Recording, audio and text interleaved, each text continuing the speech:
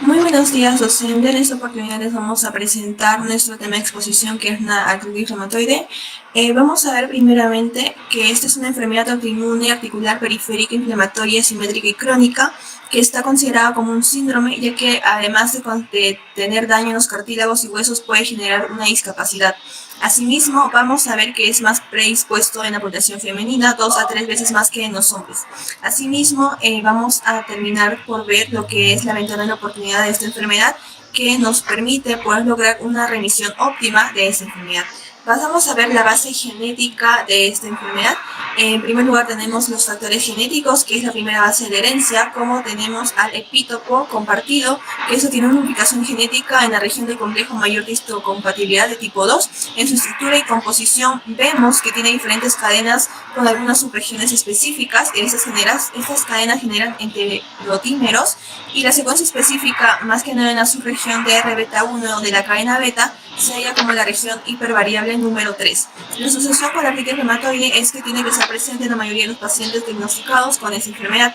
Es por eso que esa es la más importante, que fue estudiada en los años 70 y 80, este epítopo compartido. Ahora también tenemos lo que es el segundo factor, que en este caso es el epigenético, que básicamente incluye la metilación del ADN y la metilación de las histonas, que se establece la metilación del ADN como un factor que genera un riesgo ya establecido para el desarrollo de la artritis reumatoide. Y por último tenemos a los factores ambientales, que básicamente, como ejemplo, citamos al tabaquismo. Algunos estudios revelan que el paciente fumador, y aparentemente que posea un epítopo compartido no genético, puede generar una predisposición hasta 20 veces mayor que en aquellos que nunca han fumado. Es por eso que la predisposición genética con la predisposición no genética pueden incrementar sustancialmente el riesgo de esta enfermedad.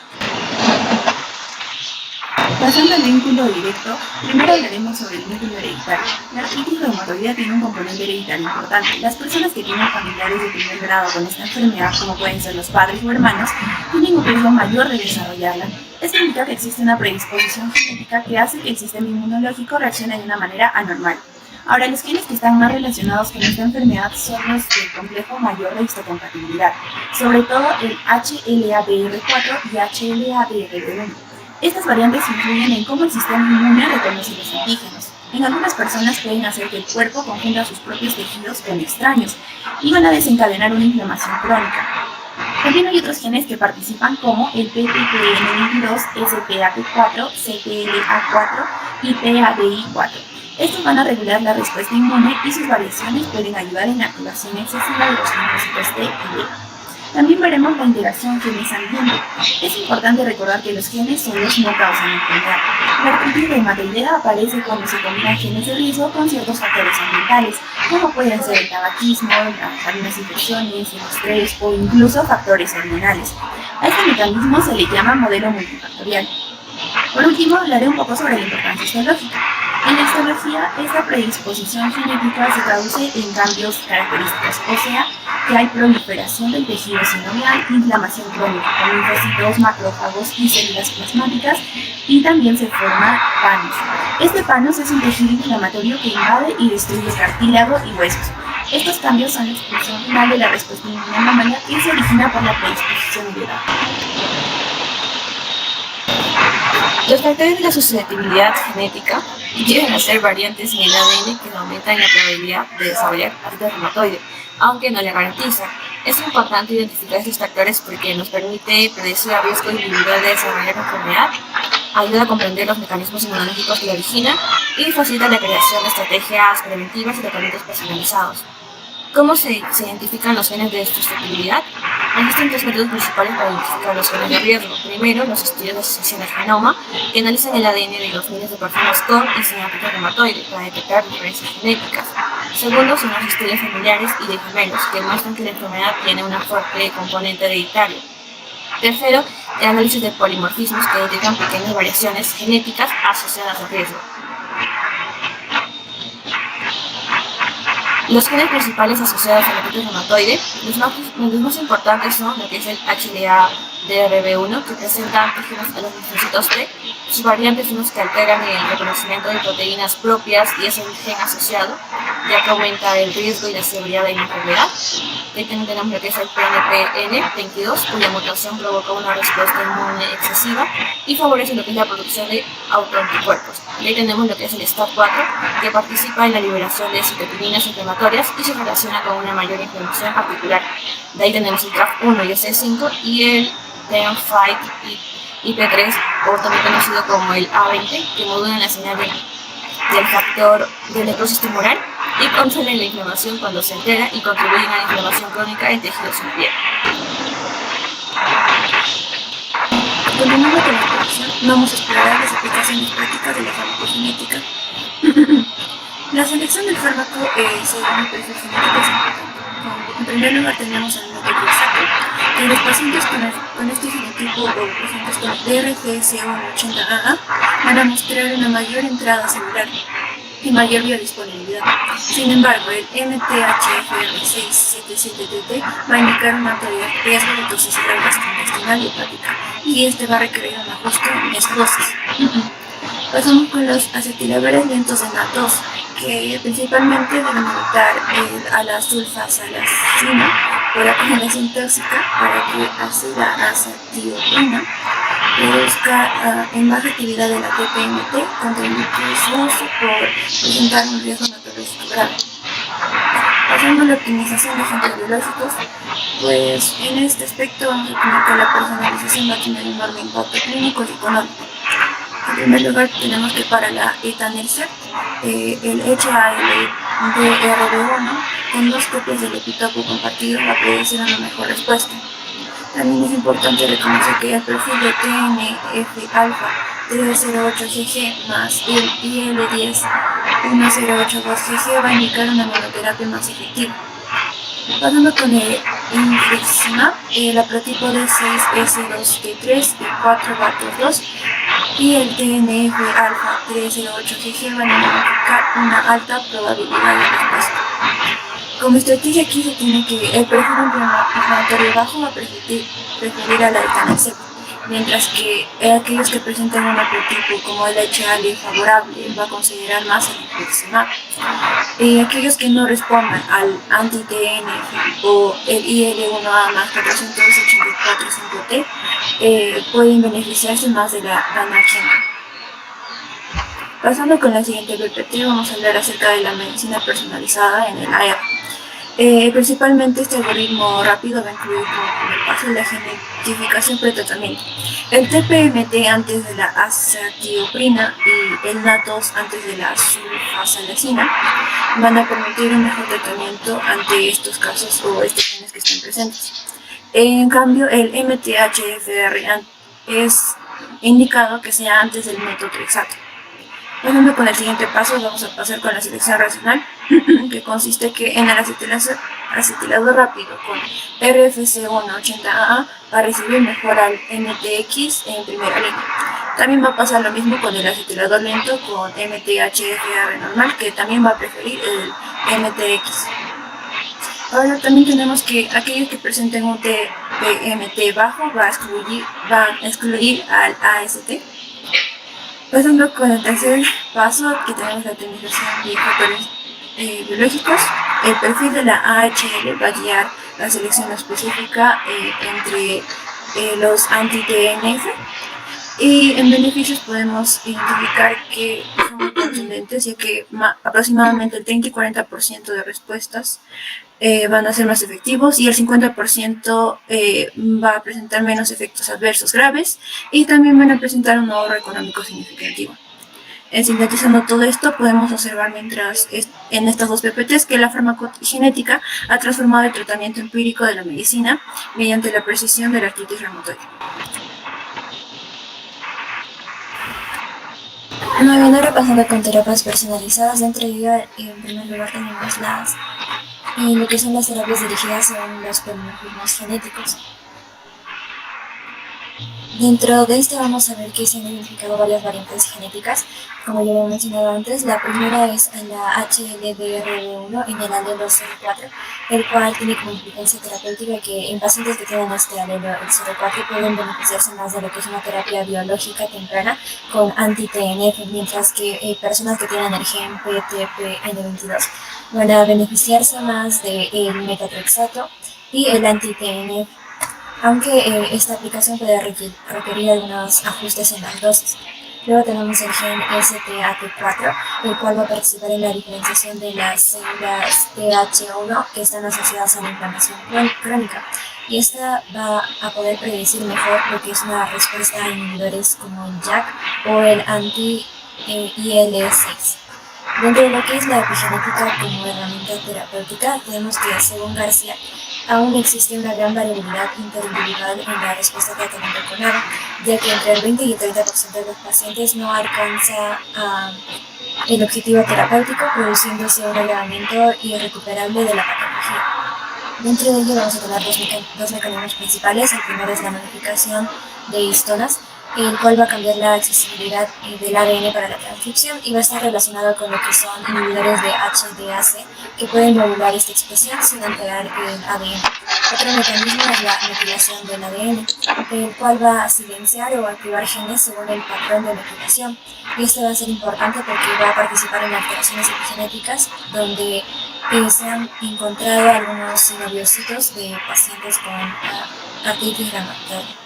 La terapia relacionada con este mecanismo va a ser su potencial uso de fármacos epigenéticos.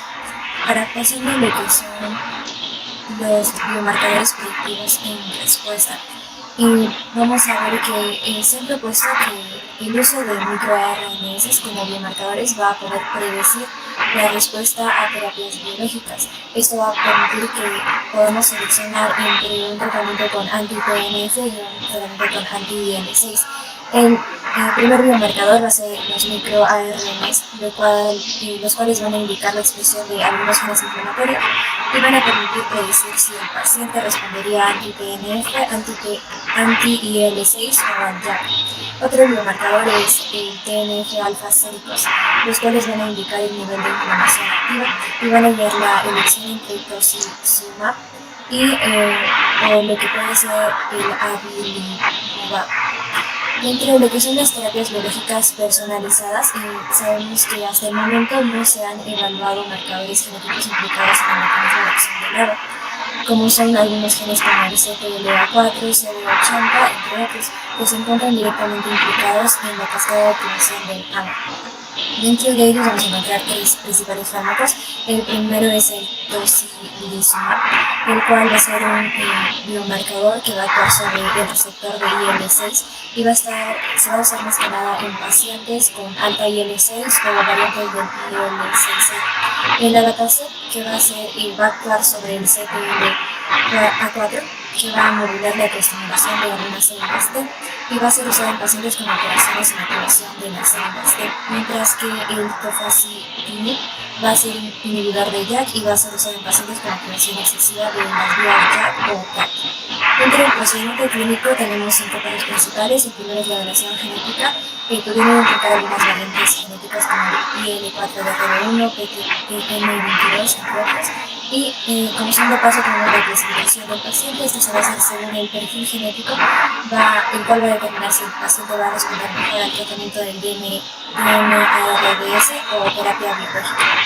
Como tercer punto tenemos la selección del tratamiento y se va a basar más que nada en lo que es el perfil molecular o el perfil clínico.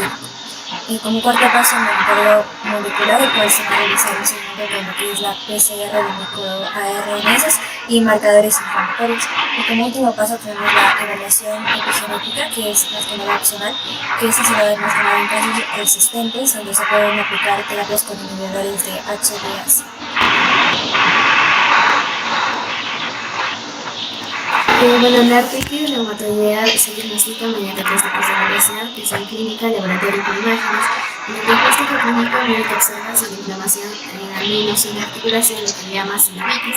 Los síntomas más frecuentes son dolor, hinchazón y rigidez simétrica, sobre todo en las manos, muñecas y pies. También es común que la respiración no dure más de una hora durante la exploración física, sin infección y limitación del movimiento articular.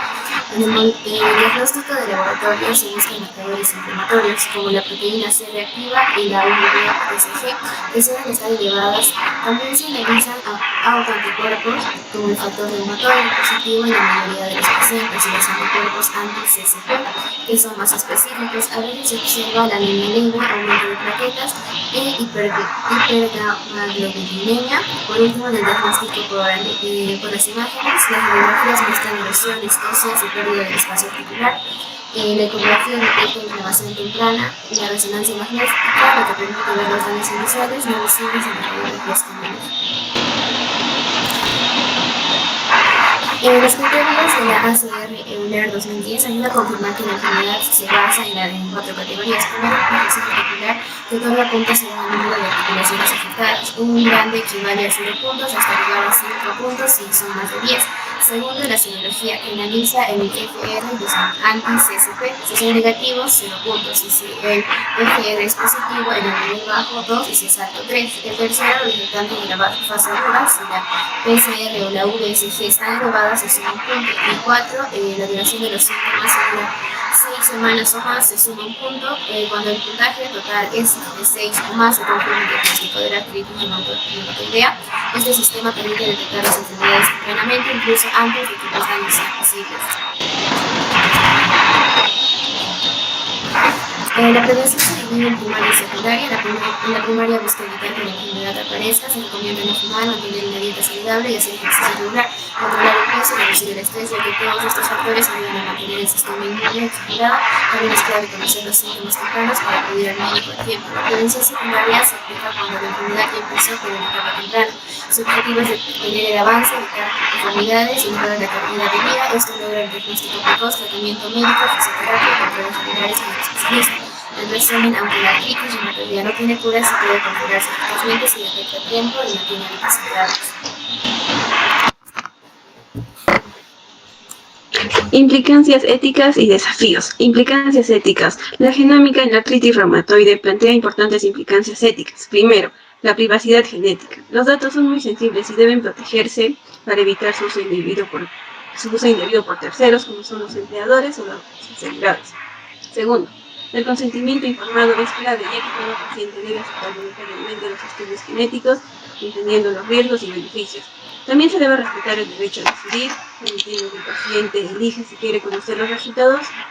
Y finalmente, el uso responsable de la información genética, que debe limitarse a fines médicos y científicos, evitando cualquier discriminación. Siguiente diapositiva, entre los desafíos éticos y sociales. Destaca la discriminación genética que puede afectar la vida laboral o social entre los pacientes, y el impacto emocional, ya que conocer la predisposición genética puede generar ansiedad o temor. Otro desafío es la equidad en el acceso. Las pruebas y terapias genéticas son costosas, lo que puede crear desigualdad. Por último, la educación genómica sigue siendo limitada y es fundamental formar tanto profesionales de salud como pacientes para usar la información de manera ética, segura y responsable. Bueno, por último tenemos las implicancias sociales. En primer lugar, los cambios en la percepción de la enfermedad. Y bueno, más que nada, esta enfermedad, la artritis reumatoide, es percibida como una enfermedad de personas mayores. Pero como vemos en las implicancias genéticas, esto no es totalmente cierto. Y bueno, tampoco es prevenible totalmente, por lo mismo que están implicados los genes, lo que ayudaría a reducir la culpabilización de las personas. Y bueno, la segunda implicancia es el impacto en las familias. Como vemos, hay dos partes: los beneficios, donde las personas tendrían mucho apoyo y vigilancia de la salud con respecto a los miembros de su familia, y los perjuicios, teniendo así la preocupación que esto brindaría y decisiones difíciles, como por ejemplo la imposibilidad o bueno, la decisión de no tener hijos por miedo a pasar dichos genes. Después tenemos el impacto psicológico y emocional. Entre estos tenemos la ansiedad, el autoestigma y la toma de decisiones informadas. Bueno, la persona tendría mucho sentimiento de vigilancia por su propia genética y el temor de pasarla. Luego el autoestigma, que serían los genes. Por ejemplo, la persona podría sentirse mal con su autoestima teniendo genes defectuosos. Y en la toma de decisiones sería el estilo de vida saludable, tomar ese cambio para su propio bien.